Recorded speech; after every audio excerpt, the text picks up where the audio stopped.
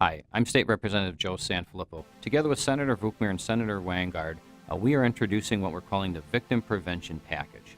And in a nutshell, what this package of bills does is it takes a look at our escalating crime rates that we've had here throughout the state of Wisconsin and primarily in Milwaukee County, and is trying to get at the root of what is causing that crime. We know that habitual offenders are increasingly terrorizing our neighborhoods and preying on innocent victims. And we've spent the last 2 years taking a look at our criminal justice system to determine what is the cause of that. Some people think that we should not be putting anybody in prison and that we should be rehabilitating everybody and giving them second chances. And that's an important part. We recognize that there is a place for rehabilitation. But what we also know is that over 39% of the people that are released from prison go on to reoffend.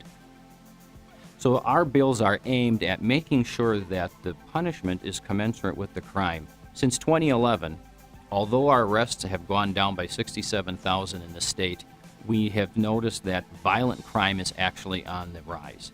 We've had 2% increase in sexual assaults, 20% increase in assaults overall.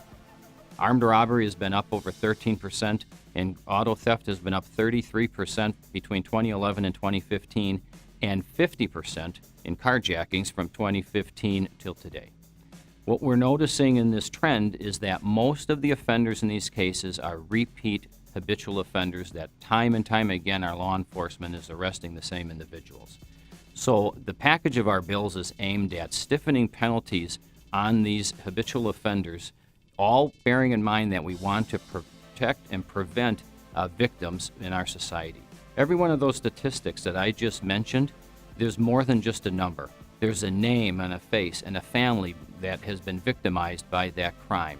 And our criminal justice system over the past several years has focused on the offender and trying to rehabilitate them at the expense of the victim.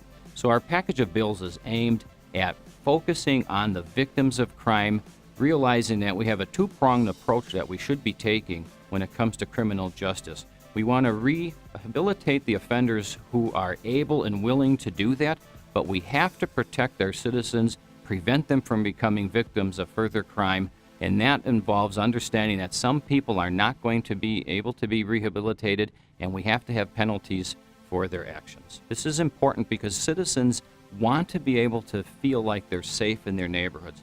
We have families that can't let their kids go play in the front yard. We have senior citizens who can't go to the grocery store even in the middle of the day because there's gunfire that's happening. Safety is the number one responsibility of government, and these bills are a very responsible way for us to make sure that we're going to do everything we can to increase the safety and the well-being and the quality of life for the citizens in our state.